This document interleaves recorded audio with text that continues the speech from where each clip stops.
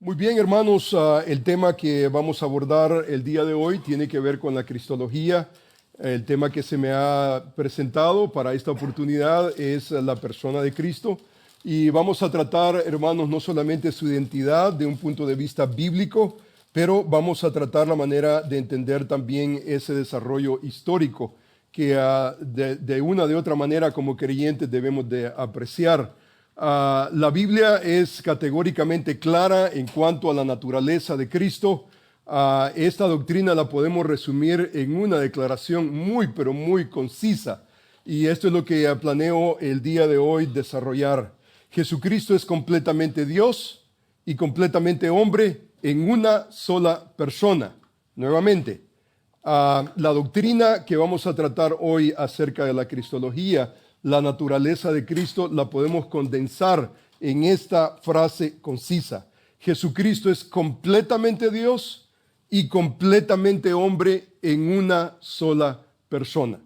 Ahora, hermanos, esto que estoy en este momento recitando ha sido increíblemente controversial a través de las edades. Para muchos de nosotros tal vez eso sonará, eso yo lo aprendí en escuela dominical. Eso yo lo aprendí cuando apenas estaba comenzando en mi vida cristiana. Ahora, hermanos, esto es definitivamente fundamental, pero a través de la historia estos han sido debates, pero tremendos. La iglesia ha tratado con estos asuntos y en la realidad, hermanos, sangre se ha derramado a través de esta fraseología, estas doctrinas. Así que, hermanos, el plan que tengo para hoy en el breve tiempo es, número uno, presentar la evidencia bíblica. Vamos a tratar sobre la naturaleza de Cristo, su humanidad y su divinidad, por un lado, suficiente para tener una base escritural. Y luego después vamos a ver el aspecto histórico de la iglesia y cómo la iglesia, especialmente los padres de la iglesia, los primeros 400 años especialmente de la iglesia, cómo ellos han tratado básicamente este tema de la naturaleza de Cristo. Su naturaleza no solamente humana, pero también divina. Y entonces al final vamos a tratar de observar por lo menos un desafío que la iglesia de hoy tiene en este momento. La iglesia, nuestra generación está amenazada por soltar básicamente esa doctrina que a través de los años la iglesia ha abrazado y que la iglesia ortodoxa lo mantiene como uno de sus cardinales. Si nosotros votamos esa doctrina, votamos el cristianismo. Tiramos al suelo lo que la iglesia a través de los años ha mantenido como uno de los postulados más importantes en el cristianismo. Si nosotros alteramos esa verdad, hermanos, no solamente desfiguramos la persona de Cristo, pero no tenemos cristianismo. Ahora, hermanos, utilicé hace unos momentos la palabra ortodoxia. Y hermanos, ortodoxia a través de la historia de la iglesia se ha considerado por lo menos en dos aspectos. Hay básicamente el primer aspecto que los historiadores nos hablan acerca de la ortodoxia, tiene que ver básicamente con el texto sagrado, especialmente los apóstoles tratando de preservar el texto sagrado, las escrituras, el Nuevo Testamento enfáticamente, los evangelios. Los apóstoles estaban encargados, la misión principal de ellos no era la única, pero la principal responsabilidad apostólica era preservar la revelación divina comprendida en ese canon bíblico, la Biblia. Y entonces en la teología histórica se le llama a la ortodoxia precisamente eso. Ese aspecto recto viene de las Escrituras. Pero por el otro lado, hermanos, encontramos otro aspecto de ortodoxia que tiene que ver con preservar. La iglesia está encargada de preservar lo que los apóstoles proclamaron y establecieron a través de las Escrituras. Y entonces aquí encontramos una situación bastante desafiante y es una situación bastante tensa, porque lo que encontramos, hermanos, ya salimos del canon bíblico y entonces la iglesia está encargada, la iglesia se toma en sus manos la necesidad de preservar lo que está escrito, preservado por los apóstoles. Y entonces, ¿qué es lo que encontramos? La reforma. ¿Y qué es la reforma? La reforma básicamente es un desafío en contra de la iglesia establecida que había soltado muchos elementos que los protestantes no estaban absolutamente dispuestos a alterar. Y entonces aquí encontramos un desafío enorme. Y el desafío es, ¿qué es lo que la iglesia va a hacer? Por un lado, la ortodoxia tiene que ver con ese escrito apostólico que no se puede bajo ningún punto de vista alterar. Pero por el otro lado encontramos la iglesia encargada, responsable por la ortodoxia, y lo que la iglesia ha hecho es poco a poco, lentamente, a través de su historia, soltar esas doctrinas que simplemente la iglesia no puede. ¿Qué es lo que hicieron los reformadores? Los reformadores lo que hicieron, el grito de ellos, la bandera que ellos venían izando era: regresemos a las Escrituras. Regresemos a las Escrituras. Por eso, hermanos, para mí como profesor de teología histórica, con mis estudiantes, usted no puede leer teología histórica sino con el libro abierto. Usted tiene que leer la historia de los padres con la Biblia abierta. Porque en el momento en que usted quita su mirada del libro, ya todo, hermano, es subjetivo. Ya todo, usted está en un mar de opiniones. Y no podemos estar en un mar de opiniones. Necesitamos anclarnos en el libro. Porque, ¿qué es lo que va a pasar? Lo que sucede es que necesitamos esa ortodoxia incambiable, escritural, la palabra, para saber quién está en el error. Pongamos la regla de Dios y conforme a esa regla, entonces nosotros medimos las múltiples opiniones que abundan de los hombres y de las iglesias.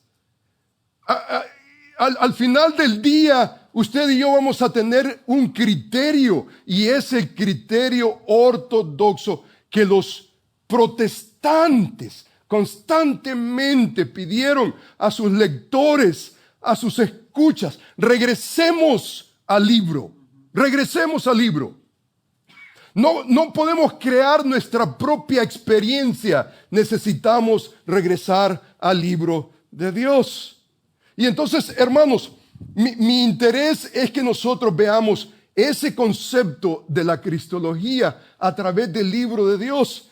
Y hermanos, brevemente lo que vamos a hacer es que vamos a entrar a las Escrituras y vamos a tratar la manera de entender ese concepto, informarnos más y más, saturarnos de la naturaleza de Cristo, comenzando con su humanidad. Y entonces la humanidad de Cristo la podemos corroborar comenzando desde su nacimiento virginal. Las Escrituras atestiguan que Jesús milagrosamente fue concebido por medio del Espíritu Santo en el vientre virginal de su madre María.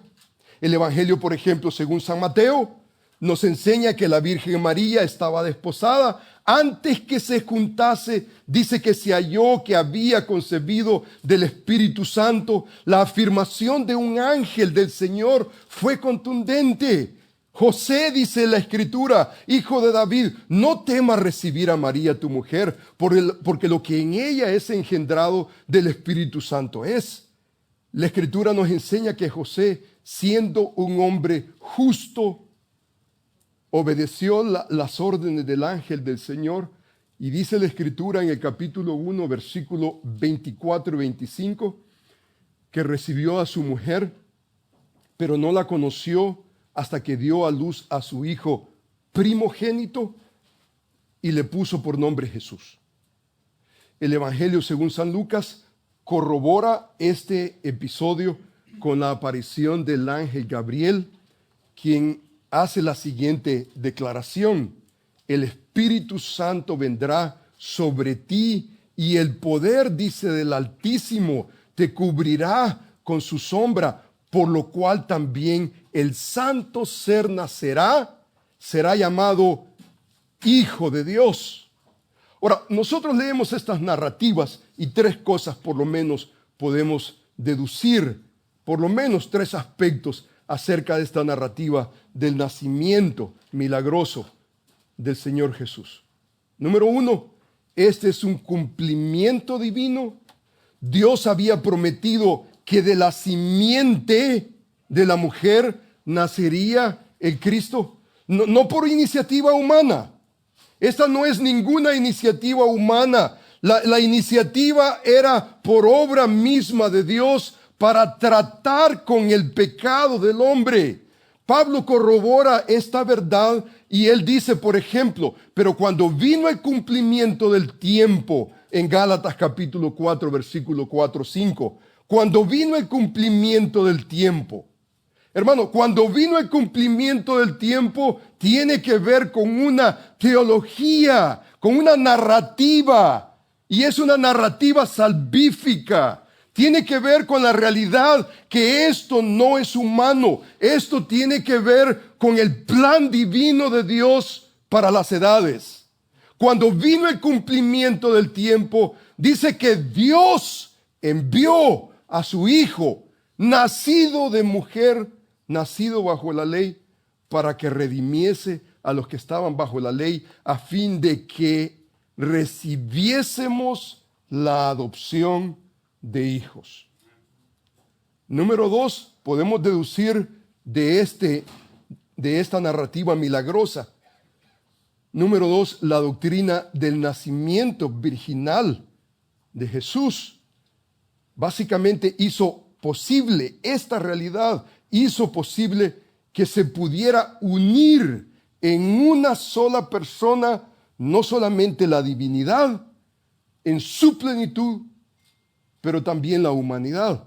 Dios envió a su Hijo unigénito al mundo de esta manera para resaltar la persona divina, humana en Cristo Jesús.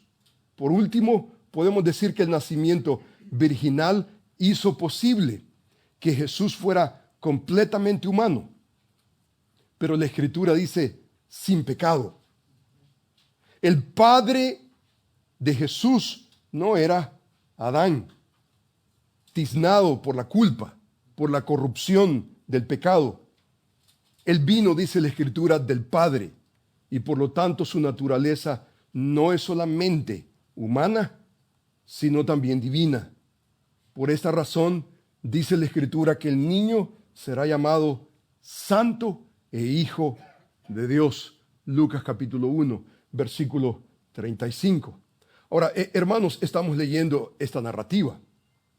Ahora, los protestantes liberales de nuestra generación toman esta doctrina y para ellos básicamente le parece básicamente una contradicción. Este es un rechazo. Ellos no la aceptan y no la aceptan por dos razones básicas. Número uno, por un rechazo básico a la veracidad de las Escrituras, y por el otro lado hay una tendencia al orgullo intelectual, rechazando toda forma de actos de milagros de parte de Dios. Y hermanos, este es el clima que nosotros estamos respirando hoy en día, el clima que nosotros respiramos hoy en día. Y muchos teólogos, muchos académicos, muchos hombres que están en la academia están básicamente siendo persuadidos, porque de alguna manera quieren tener un asiento en la mesa intelectual, quieren ser oídos, pero en el momento en que usted habla de los milagros, el milagro de milagros que tiene que ver con la encarnación, que tiene que ver con la persona de Jesús en su humanidad y divinidad, este es un disparate. Para la mente humana intelectual es un disparate. Y muchos teólogos, en el deseo de querer estar en la mesa y ser parte del diálogo intelectual, entonces ceden. Y entonces comienzan a cuestionar los milagros que nosotros leemos en las Escrituras. Esto es lo que nosotros respiramos el día de hoy. Ahora, hermanos, para nosotros como creyentes, cristianos bíblicos, protestantes conservadores, reformados, nuestra creencia no es gobernada por las declaraciones de la cultura que respiramos. Son las Escrituras.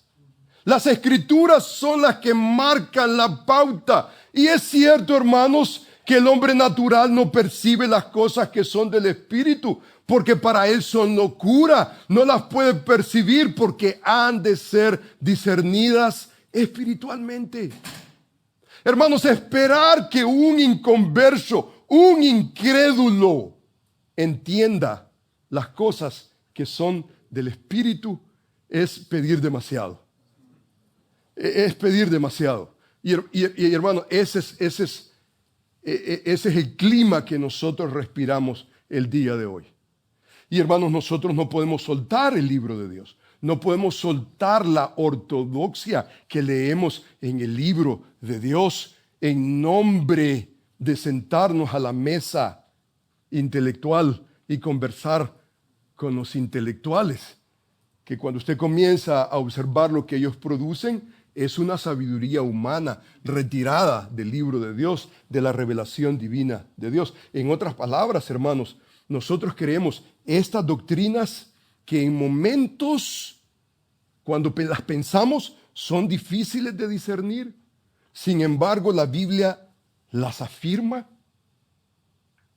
Y eso debería de ser para cualquier cristiano bíblico, protestante, conservador, cualquier creyente, hermano, que esté interesado en reformar constantemente su vida, su teología. Hermanos, la Biblia lo dice, lo afirma, es suficiente para mí. Esto, hermanos, habla del carácter omnipotente de Dios, quien hizo el universo. Él interviene milagrosamente para cumplir sus propósitos redentores en la persona de Jesús. Nosotros como cristianos reformados no ponemos en tela de duda ni el carácter de Dios, ni su revelación. Por eso leemos teología histórica con el libro abierto. Esta es la base. Ahora, esta semana pasada, por ejemplo, estábamos en un seminario y estaba tratando de convencer a mis estudiantes que leyeran a San Agustín. Yo creo que hacemos bien. Ahora, San Agustín es San Agustín. Hasta allí nomás. San Agustín. Y a San Agustín necesitamos leerlo con el libro abierto. Ahora, podemos aprender mucho de San Agustín. Increíble. Increíble el concepto que él tenía, por ejemplo, de tiempo, el concepto del mal, el concepto del libre albedrío. Muchas cosas podemos nosotros aprender, pero tenemos que aprenderlo y tenemos que aprenderlo con el libro de Dios. Que nadie le arrebate el libro de Dios. Esa es nuestra base, esa es nuestra ortodoxia, ese es nuestro punto de iniciación. No podemos nosotros ir más allá. Entonces, de esta narrativa que leemos en las Escrituras, esa narrativa milagrosa del nacimiento virginal de Jesús, podemos nosotros deducir por lo menos ciertas cositas importantes, ciertas cosas que nosotros pensamos, por ejemplo, y decimos, wow, esto es importante, esto es crucial. Podemos nosotros, por ejemplo, afirmar en base a esa narrativa de los evangelios que Jesús nació, pero no solamente nació, la Escritura nos enseña que Él creció como cualquier otro humano, como cualquier otra persona. Por ejemplo, Lucas relata que el niño crecía y se fortalecía y dice que se llenaba de sabiduría y la gracia de Dios era sobre él. Lucas más adelante dice que Jesús crecía en sabiduría y en estatura y en gracia para con Dios y para con los hombres. Ahora, esto es muy interesante. Dice, por ejemplo, un teólogo sistemático, él dice que como otros niños, Jesús pasó por un proceso de aprendizaje y aprendió a comer, a hablar, a leer, a escribir y a cómo ser obediente a sus padres. Este proceso de aprendizaje común a todos fue parte de la auténtica humanidad de Cristo. Él no solamente nació, pero creció. ¿Algún amén, hermanos? Amén. Bueno, están todavía ahí. Ahora, hermanos, en base a esta realidad humana, podemos nosotros corroborar, por ejemplo, que Jesús, dice la Escritura, que se fatigó del camino. Los evangelios nos dicen que como resultado, dice que Él se sentó para descansar.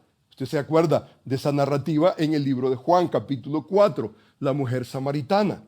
Después de haber ayunado, dice la Biblia, que tuvo hambre.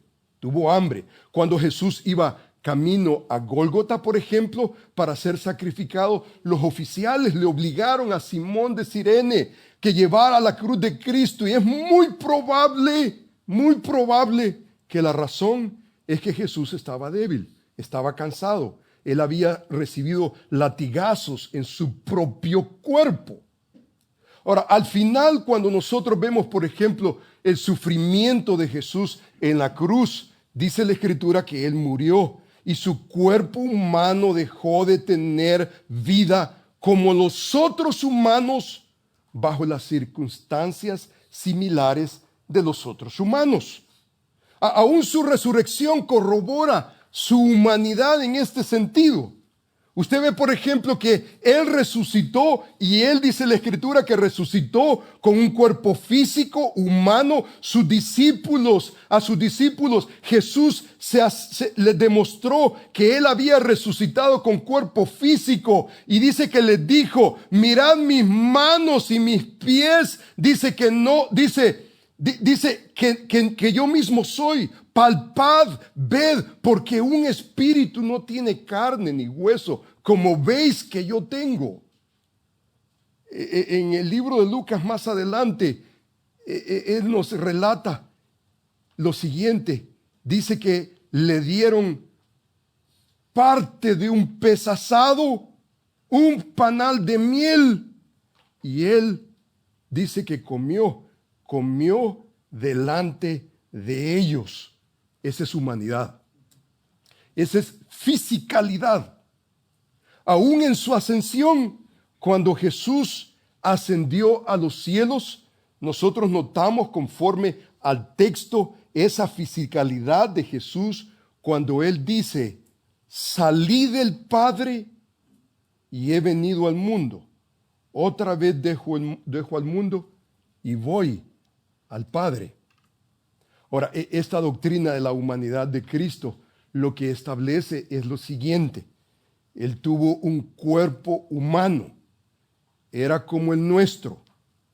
En el sentido, por ejemplo, nuestro.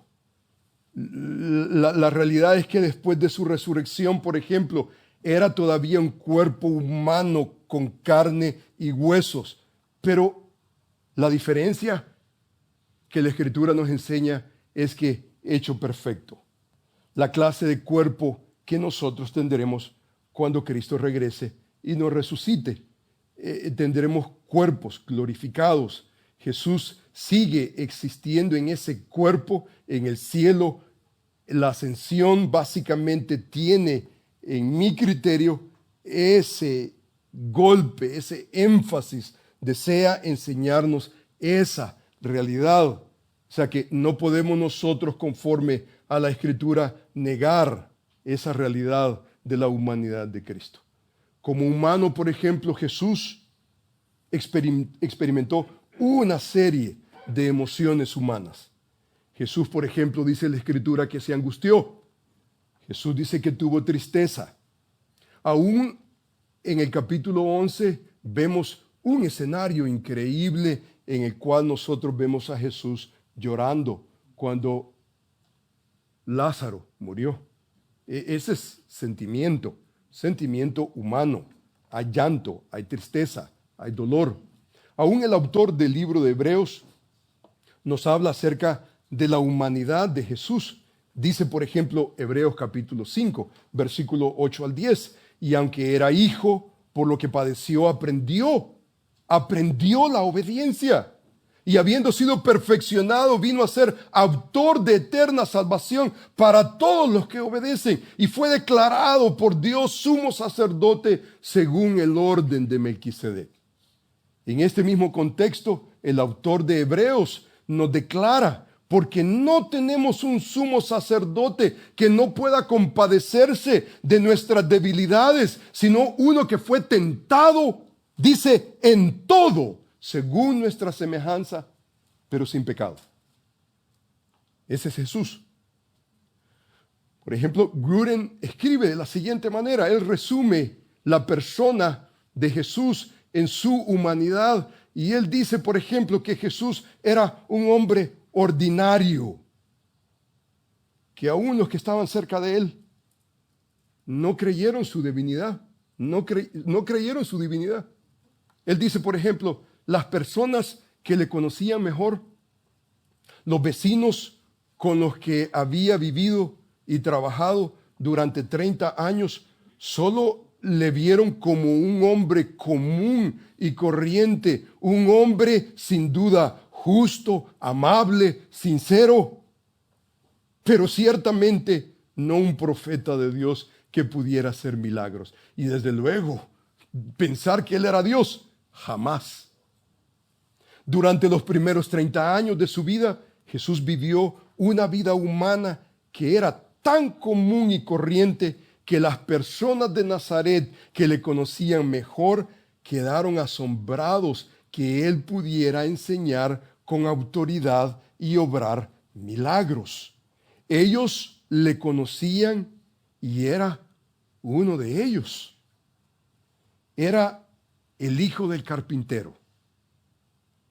Y él mismo era carpintero. Tan común y normal que se preguntaban, así que ¿de dónde sacó todas estas cosas como nosotros? Juan nos dice que ni siquiera sus hermanos creían en él.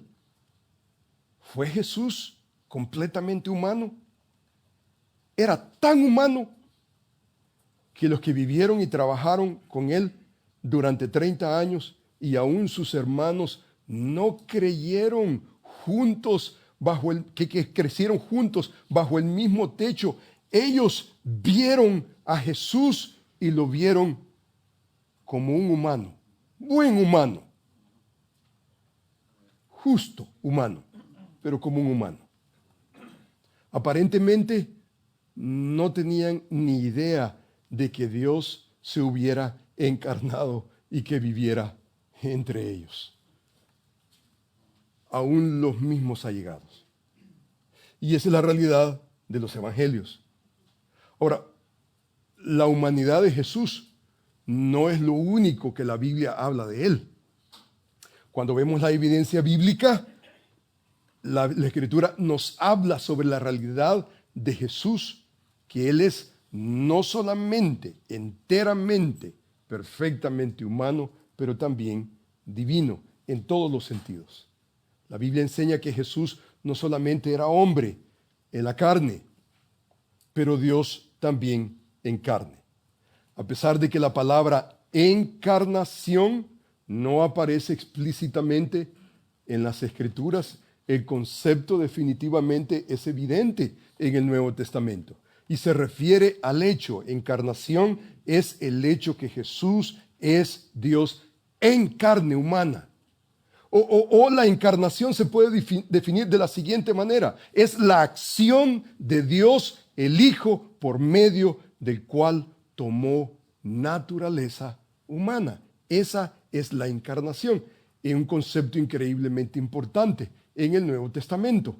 Por ejemplo, vemos nosotros el término Dios, Theos, que es absolutamente reservado en el Nuevo Testamento para Dios el Padre. Es también ese mismo título aplicado a la persona de Jesús. Solamente eso podría ser una conferencia completa, solamente eso. El Antiguo Testamento, por ejemplo, podemos notar que Jesús se le llama Dios fuerte. Ahora, la palabra Señor, por ejemplo, en el Nuevo Testamento, la palabra Kurios, se usa para referirse a un señor, a un amo. En momentos se aplica a Jesús en referencia al Señor mayúscula en el Antiguo Testamento. Es el tetragramatón que encontramos del Antiguo Testamento al Nuevo Testamento. Es decir, el Señor soberano. El Señor soberano por quien existe todo y por medio del cual todo es sustentado. El autor de Hebreos, básicamente refiriéndose a Jesús y citando el Salmo 102, destaca la obra del Señor en la creación y dice lo siguiente: y tú, oh Señor, en el principio fundaste la tierra, los cielos son obra de tus manos, ellos perecerán, mas tú permaneces, y todos ellos se envejecerán como vestidura, y como un vestido los envolverás y serán mudados, pero tú eres el mismo, y tus años no acabarán. Describiendo la persona de Jesús. O sea, en relación con este pasaje y este concepto, podemos nosotros decir que aquí lo que se está hablando explícitamente de que Cristo es el eterno Señor del cielo y de la tierra. Él creó todas las cosas. En Él permanecen todas las cosas para siempre. En otras palabras, hermanos, ese término, Curio, Señor, es en referencia al Cristo que más adelante en el libro de Apocalipsis nosotros leemos en el capítulo 19, vemos a Cristo que regresa como un rey conquistador. Y dice la Escritura que en su manto, dice, sobre su muslo lleva escrito este nombre: el Rey de Reyes y Señor mayúscula de señores. Él es nuestro Señor, nuestro Rey. En el Evangelio según San Juan encontramos un episodio muy interesante. Un episodio donde nos cuenta un diálogo que tiene con los judíos sobre Abraham. Y entonces el diálogo tenía que ver con la realidad que si había visto a Abraham. Juan capítulo 8 nos describe. Entonces le dijeron los judíos: ¿aún no tienes 50 años y has visto a Abraham? Jesús le dijo: de cierto os digo, antes que Abraham fuese, yo soy. Ahora, nosotros sabemos que este pasaje, Jesús básicamente lo está usando como una declaración contundente en cuanto a su divinidad.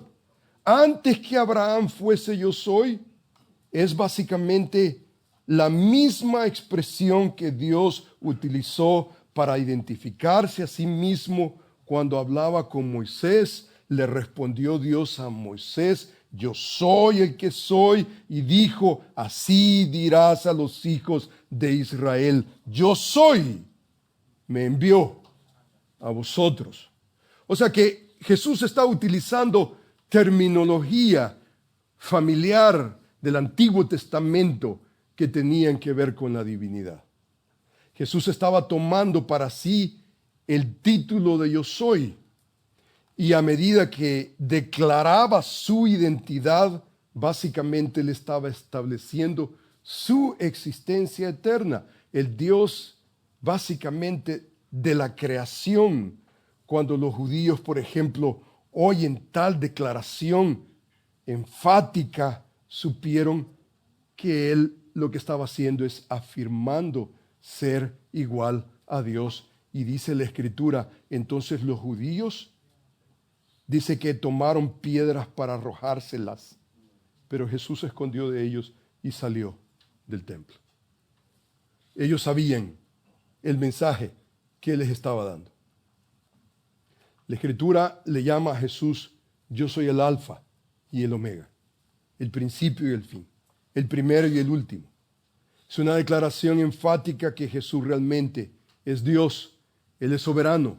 Él está en control de la historia, de su creación. Cuando observamos, por ejemplo, ese concepto, nos damos cuenta que la Escritura constantemente dice yo soy, dice el alfa, el omega, el principio, el fin. En relación, por ejemplo, al verbo, logos, la palabra, un término en referencia a esa poderosa y creativa palabra de Dios en el Antiguo Testamento. Dice la Escritura que los cielos fueron hechos mediante a esa palabra divina. En el pensamiento griego, por ejemplo, nosotros encontramos ese término verbo, conlleva esa idea de gozar unidad, hay sentido. En lo que Juan está básicamente diciendo es que ese término Jesús como el verbo está resaltando su divinidad en su palabra creadora. Él es la fuerza unificadora en todo el universo. Él es divino. Jesús se llamó a sí mismo el Hijo del Hombre, un título exclusivo en los evangelios para resaltar su propia divinidad. Esteban, por ejemplo, usa este título para referirse a Cristo como el Hijo del Hombre. Y si usted observa todo su sermón, él está ligándolo a ese carácter divino, eterno de Dios. Hermanos, aquí podemos continuar describiendo la divinidad de Jesús. Su humanidad. Lo que podemos nosotros establecer, hermanos, es que la evidencia bíblica provee múltiples ejemplos, no solamente hechas por Jesús, pero también establecidas por los escritores del Nuevo Testamento. La singularidad de las explicaciones, fraseologías, narrativas que encontramos en los evangelios refleja la gloria de Cristo, no solamente en su carácter humano, pero también en su carácter divino. Ahora, hermanos, todo esto para tratar la manera de apreciar un poco, apreciar la historia de la iglesia y la naturaleza de Cristo. La historia de la iglesia está plagada de ataques en contra de las enseñanzas del Nuevo Testamento, especialmente en lo que se refiere a la deidad de Cristo. Por eso necesitamos nosotros, como creyentes, regresar a la ortodoxia principal, básica, las Escrituras, y leer cualquier historia de la iglesia, cualquier aspecto teológico de la iglesia con el libro abierto. Por ejemplo, la enseñanza bíblica sobre la naturaleza de Cristo es amplia y se ha creído desde los principios de la historia de la iglesia. Por ejemplo, un teólogo dice que el concepto preciso de cómo la plena deidad y la plena humanidad pueden estar combinadas juntas en una persona se fue formulando gradualmente en la iglesia y no se llegó a su forma final hasta la definición del concilio de Calcedonia en el 455 después de Cristo.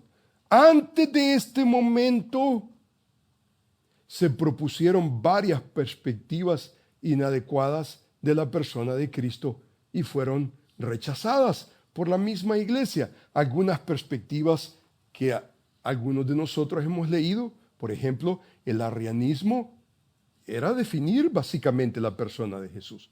La pregunta es cómo lo definían. Por ejemplo, el apolinarismo, el nestorianismo, monofisismo, todas estas fueron perspectivas erróneas de concebir la persona de Cristo. Finalmente, todas estas perspectivas la iglesia las rechazó y las rechazó como heréticas. Tomemos, por ejemplo, el arrianismo. Esta es una herejía que niega básicamente la deidad de Cristo. Arrio, quien era el obispo de Alejandría, las perspectivas que él tenía eran básicamente inaceptables. Él enseñaba, por ejemplo, Dios Padre en cierto momento creó al Hijo y que antes de este tiempo el Hijo no existía, ni tampoco el Espíritu Santo, sino solamente el Padre. Ahora, la pregunta es, ¿qué es lo que la iglesia va a hacer? ¿Qué es lo que el cristiano ortodoxo va a hacer con una declaración como el arrianismo? Ahora, hermanos, nosotros pensamos que esto se ha quedado en antaño, se ha quedado allá en la historia. Nos vamos a dar cuenta que esto es tan vigente. Las amenazas que nosotros tenemos en la actualidad son increíbles. Ahora, ¿qué es lo que va a hacer la iglesia ante esta amenaza? Definir a Cristo. Dios Padre en cierto momento creó al Hijo. Antes de ese tiempo el Hijo no existía. ¿Qué va a hacer usted? Usted tiene que tener el libro abierto. Si usted no tiene el libro abierto, usted va a ser presa. Ahora, esta postura consideró al Hijo eterno sobre encima de la creación, pero sin embargo no es igual a Dios en todos sus atributos. Esta doctrina sugiere que el Hijo fue creado o hecho por el Padre. Y entonces viene el concilio de Constantinopla, 381, rechazó esa enseñanza. Viene otro concilio de Niceo en 325 y negó esta posición, enseñando que Cristo era engendrado, no hecho. Ahora, nosotros pensamos precisión, absoluta precisión. Porque ¿qué es lo que estamos haciendo? Definiendo la naturaleza de Jesús. Por ejemplo, Gruden hace un tratado increíble en cuanto a este. Le recomiendo la teología sistemática de Gruden. No en todo, hermanos, pero en este capítulo háganlo, ¿verdad? En otros departamentos, si usted quiere saber con más detalles, pues hablamos después con un cafecito. Pero Gruden explica este aspecto histórico y es digno de retomarlo. Él dice, por ejemplo, en repudio adicional a en la enseñanza de Arrio, el credo niceno insistía que Cristo era de la misma sustancia que el Padre. La disputa con Arrio tenía que ver con dos palabras que se hicieron famosas en la historia de la doctrina cristiana.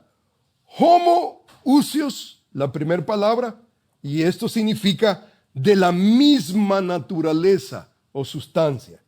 La otra palabra, homoiousios, solamente una letra, y es la I griega o la iota en griego.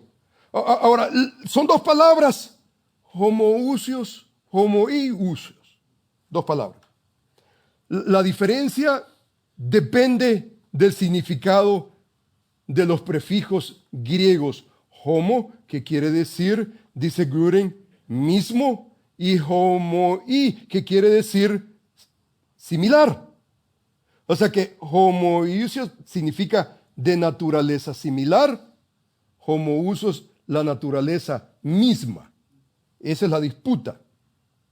Arrio se contentaba con decir que Cristo era un ser celestial, sobrenatural y que fue creado por Dios antes de la creación del resto del universo e incluso que era similar a Dios en su naturaleza. Por tanto, Arrio aceptaba la palabra homoiousios, pero en el concilio de Nicea en el 325 y el concilio de Constantinopla en el 381 se dieron cuenta de que esto no era suficiente, porque si Cristo no era exactamente de la misma naturaleza del Padre, no es plenamente Dios. Así que ambos concilios insistieron en que los creyentes ortodoxos confesaran que Jesús es homoousios, de la misma naturaleza de Dios Padre. La diferencia entre las dos palabras era solo una letra, dice Guren, la letra griega iota, y algunos han criticado a la iglesia por pervertir que una disputa doctrinal sobre una letra consumaba tanta tensión durante la mayor parte del siglo IV antes de Cristo, después de Cristo. Algunos se preguntaron, ¿podría algo ser más necio que discutir por una sola letra en una palabra? Pero la diferencia entre las dos palabras era profunda, y la presencia o ausencia de la iota realmente marcaba la diferencia entre el cristianismo bíblico, con una doctrina verdadera de la Trinidad, y una herejía que no aceptaba la plena deidad de Cristo, y por consiguiente no era trinitaria y a la larga destructiva para toda la fe cristiana. Hermanos, estos son los debates. Una letra. Pero una letra define. Una letra define nuestros conceptos. Aquí podemos continuar con ¿cuánto tiempo tenemos, hermano? Perdón. Yo sé que ustedes tienen que ir a dormir o comer, no sé. Perdón, sí, en serio, ¿qué horas? Tenemos 8 minutos. Gracias, hermano. Entonces aquí podemos continuar, hermano, con el apolinearismo. Podemos continuar, hermanos, nestorianismo. Leamos la historia de la iglesia. Pero, hermanos, estos conceptos son increíblemente importantes para nosotros. Y me gustaría, hermanos, terminar brevemente, hermanos, con los desafíos presentes que tenemos en cuanto a la cristología. La historia de la iglesia, dije hace unos momentos, está plagada de ataques en contra de las enseñanzas del Nuevo Testamento y específicamente la naturaleza de Cristo. Por más de 1500 años la iglesia ha formulado credos importantes. Acabamos de leer, por ejemplo, un credo, un concilio importante, 7 concilios increíblemente importantes que la iglesia hasta el día de hoy respeta como ortodoxos. Se define específicamente la persona de Cristo. Calcedonia, por ejemplo, en 451 hizo un favor increíble a la iglesia. 1500 años, 2000 años han pasado y son realidades todavía contundentes. La realidad, hermanos, es que esto no es un debate teológico pasado. Esto, hermanos, está vivo hoy en día. Y me gustaría dar solamente brevemente un ejemplo breve. Este es un libro llamado El mito de Dios encarnado. El mito de Dios encarnado. Estos son teólogos de una persuasión liberal, completamente liberal. El título está sugiriendo, la tesis del libro básicamente es la idea de que Jesús fuera Dios encarnado, Dios hecho carne. Es un mito para ellos.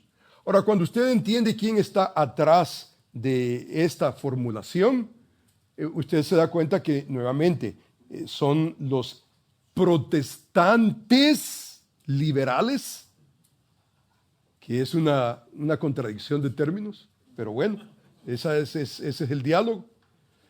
Y entonces, por ejemplo, estos teólogos liberales Ellos, por ejemplo, consideran que la Biblia no tiene una autoridad divina absoluta para nosotros hoy en día. Ya el hombre ha evolucionado, ya el hombre tiene otras capacidades independientes, puede ser autónomo. That sounds good, ¿no? Suena muy bien, pero es un fiasco, es un fraude completo. Pero esa es la corriente. Por ejemplo, el cristianismo para ellos es básicamente es una evolución, está cambiando a medida que el tiempo va avanzando. Hermanos, el cristianismo no cambia, el cristianismo es uno. Y nosotros debemos de contender ardientemente por la fe que nosotros hemos recibido una vez dada a los santos. No la podemos canjear. Ahora, en este ambiente, por ejemplo, es posible tener un cristianismo sin la doctrina de la encarnación. Es posible para ellos, pero es imposible cuando usted tiene el libro abierto. Cuando usted tiene el libro abierto, es imposible tener cristianismo sin definir la encarnación. Por ejemplo, la doctrina de la encarnación no es básicamente fundamental, dicen ellos, en la historia. No es en la Biblia, por ejemplo, no hay una declaración como la que comencé haciendo yo en esta ponencia. No hay una declaración. Pero ¿qué es lo que nosotros encontramos? Cuando un exegeta, un estudiante de la Escritura, comienza a tomar evidencia bíblica acá y comienza y lo pone todo junto, entonces comienza a desarrollar un sistema teológico. Ahora, la Escritura no es teología sistemática, pero de alguna manera usted tiene que tener sentido.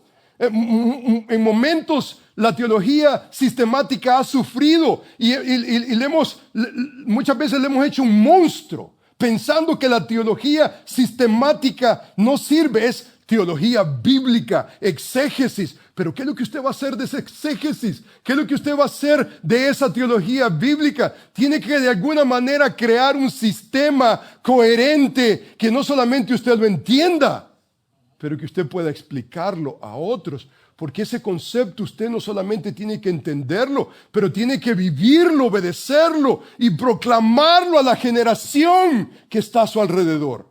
Es la palabra de Dios, es Dios hablando a su pueblo.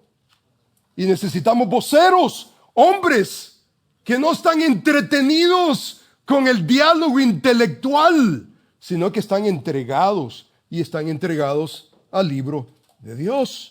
Ahora aquí podemos decir mucho, hermanos, si no tenemos tiempo, lo siento mucho. Pero, hermanos, los teólogos liberales rehúsan básicamente el texto bíblico como autoritario e introducen ellos mismos textos atrás del texto, los cuales tienen más autoridad que el texto mismo bíblico. Y entonces ellos le llaman a esto redacción o crítica de redacción o de forma. Y entre los intelectuales, wow, crítica de redacción, crítica de forma, suena muy bien, pero es una basura. Porque ¿qué es lo que se está tratando de hacer? Se está tratando la manera de enmudecer el texto bíblico, canónico, y darle voz a un texto secular, no autoritario. Para ellos los evangelios oscurecen básicamente. Ellos conceptualizan los evangelios oscureciendo la realidad histórica de Jesús. Ellos claman y dicen que otros documentos extrabíblicos esclarecen realmente la persona de Jesús.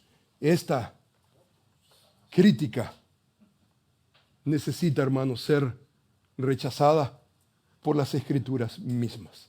Si usted no ha leído a David Wells, yo le animo que usted lea a este teólogo muy acertado. Él escribió, por ejemplo, un libro de la persona de Cristo y él ofrece una perspectiva bíblica completamente diferente. Él dice, sin necesidad de minimizar los estudios de contexto cultural, históricos, arqueológicos, debemos de aceptar la Biblia como la autoridad dada por Dios para la iglesia. entendiendo la revelación divina de Dios, incluyendo su cristología. Esto significa que el texto existente en el Nuevo Testamento es suficiente para comunicar verazmente las obras, las palabras de Jesús, suficientes para que nosotros como creyentes confesemos, obedezcamos. Hermanos, no hay texto atrás del texto, hay un texto autoritario, se llama la Biblia.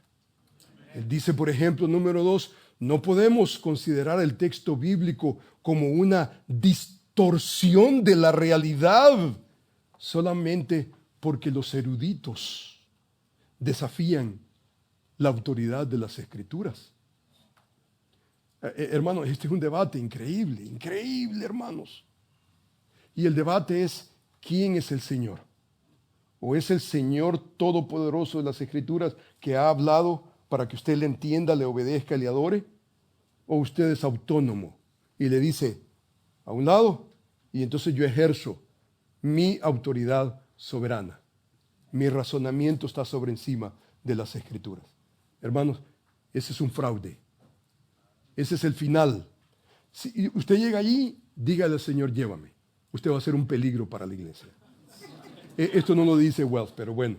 Número 3, él dice, a pesar que los autores del Nuevo Testamento, dice él, no tenían como interés primario escribir historia, lo hicieron y fueron grandes historiadores, ávidos historiadores, que nos dejan un documento confiable de los hechos y las palabras de Jesús.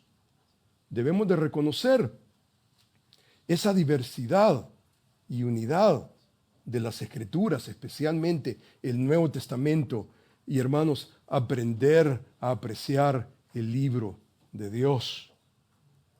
La Escritura nos enseña que ya antes de la creación, Jesucristo ya existía.